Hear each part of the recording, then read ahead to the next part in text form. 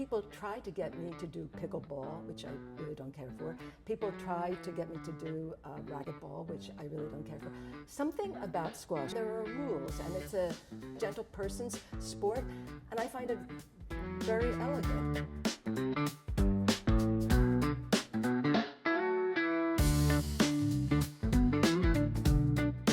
Here we are with another episode of Boast About It. I'm here with Madeleine Beckman. Madeleine, welcome. Thank you. It's good to see you outside a round robin. Yes, in normal clothes. In normal clothes. I love the round robins. Yes, so do I. And so, you've led a super interesting life. And so I want to start by, you're the second dancer we've had on here. Oh, really? Yeah. I don't know, did you know Danny Tai? No.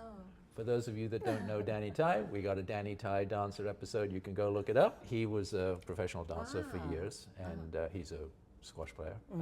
So you are the same. Yeah, You're a professional dancer for years, yes, and now a squash player. Yes.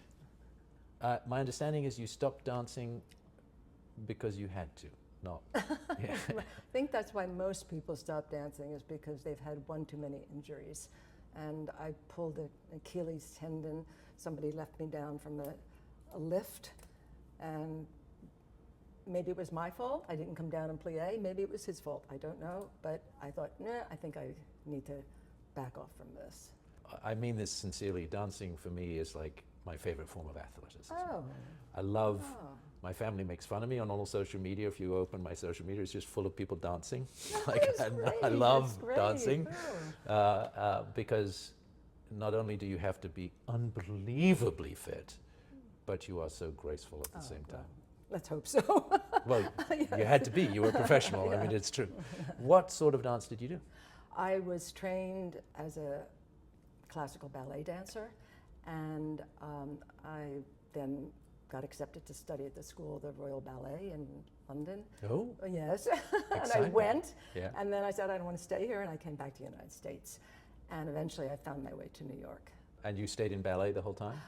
No, actually. I mean, as a dancer, you really do need to be able to go between different types of dance. So ballet was my primary. I mean, I love ballet. I love the bar.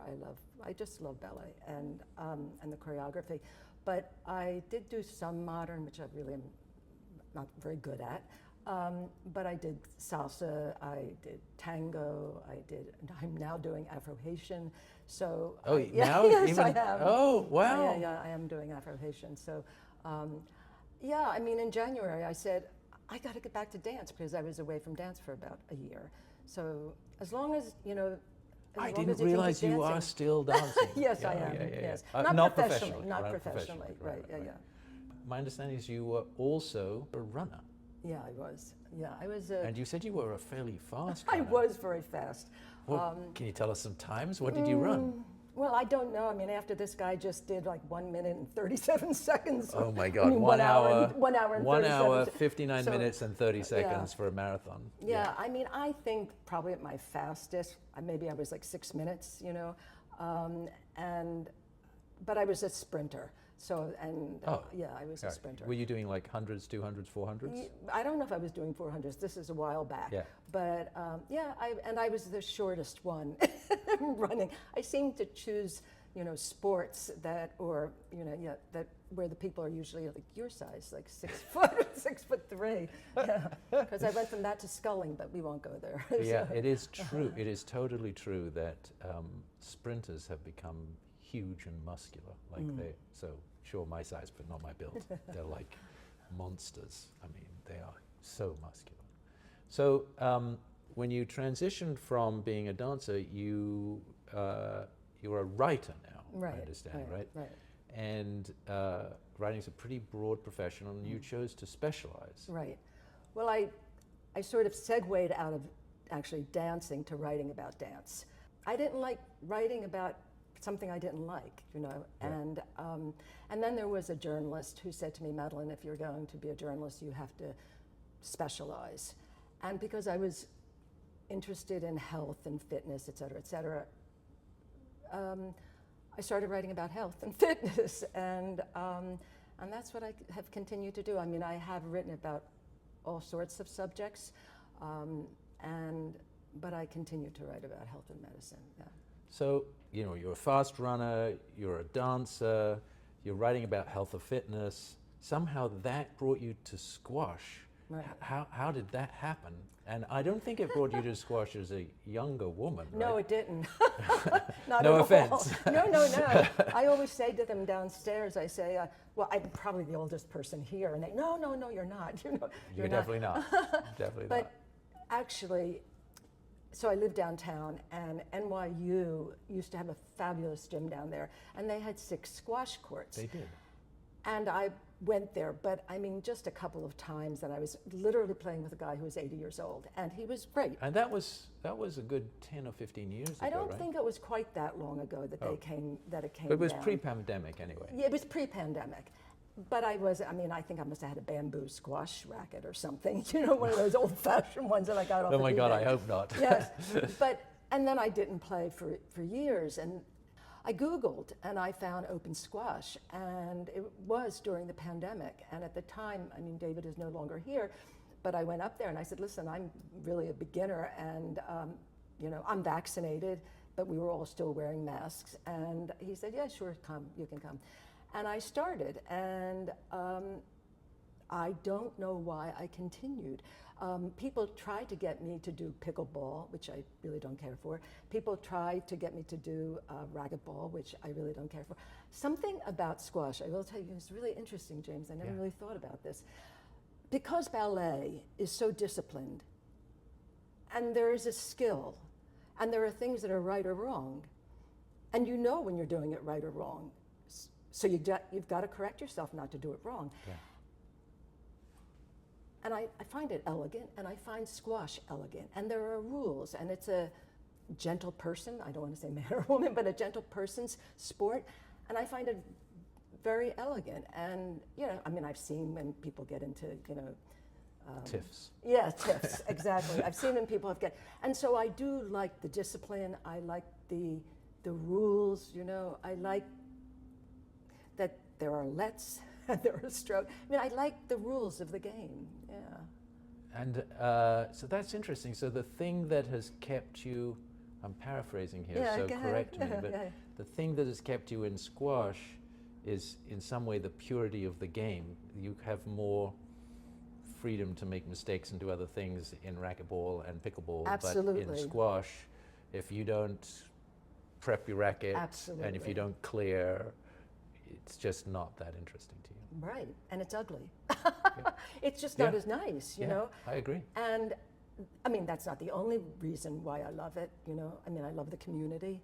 I have a funny thing. Yeah. So, I don't know if this is the right thing to say or not, but, there are some people in squash who are like, everyone should try squash. I don't think so.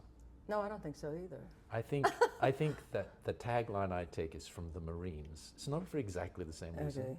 The few, the proud. Oh, okay. Well, But because, well. because it takes, you like you said, you have to want to do it. It's not that easy. No. Right. It's going to take a lot of effort. Right. It's hugely rewarding.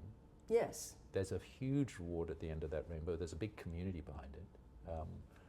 But you do have to play it properly. Properly, absolutely.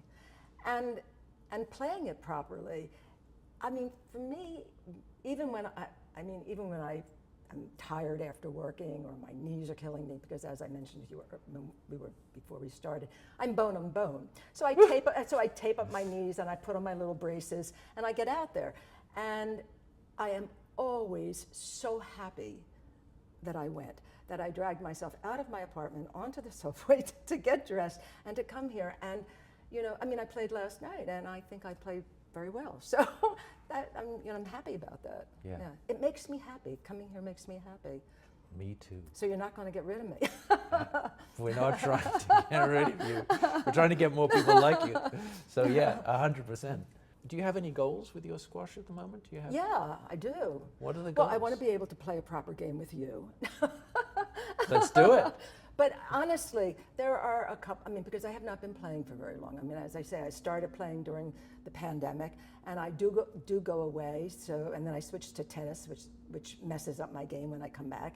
So you've been playing about 3-ish years, right? And there are certain shots that I don't use regularly, like the Boast when I'm playing a game. Yeah. And it's a shot I have to be playing when I'm playing a game. Boast can be brutal. Right. My And all favorite different game, kinds, my right. favorite game to play at the moment, controlled game to get myself better, is you can only hit 2 shots: a rail or a Boast. Oh my.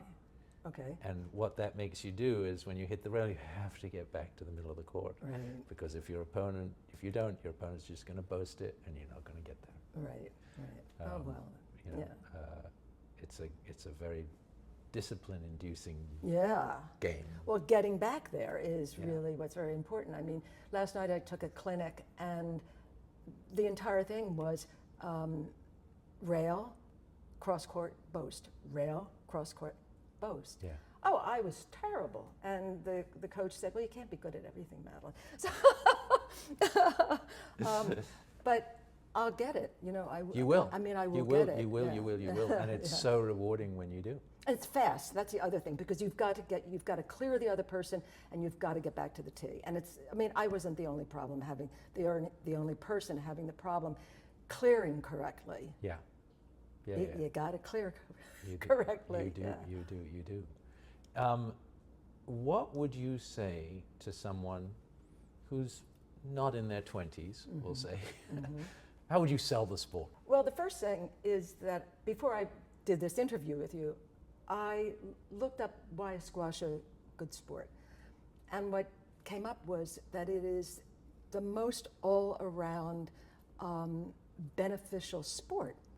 And then there were all these like bullet points of why. But I would say that to have fun and to move around and to meet other people and to expand your horizons, and you don't have to compete. You know, that's the thing. I mean, clearly I play with people who are really competitive. I mean, I'm semi-competitive, but I'm not going to smash my head into the wall to get a point.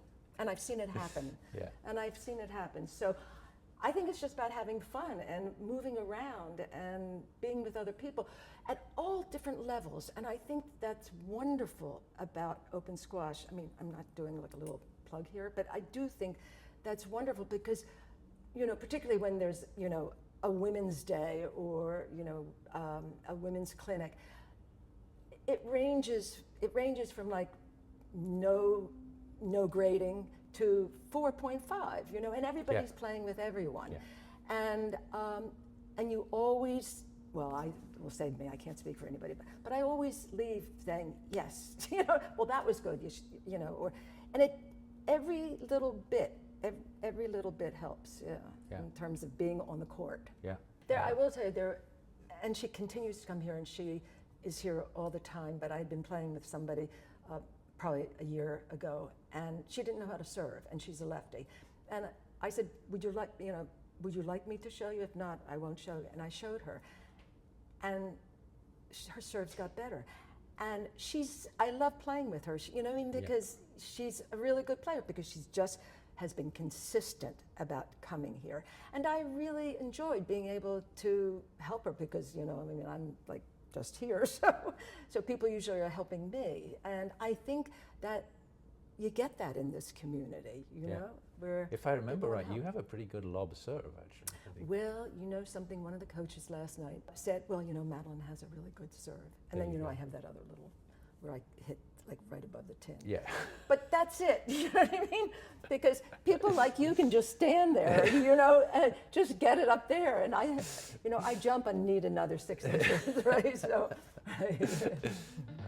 Madeleine, thank you so much for your time today. Thank you so much for inviting me, James. This has been Great. really wonderful. It's been great. Thank you.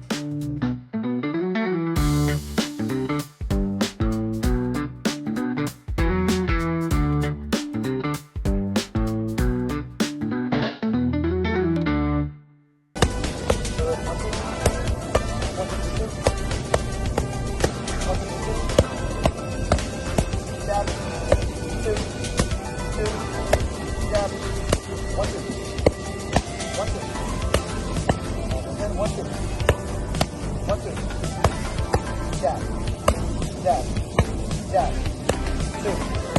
So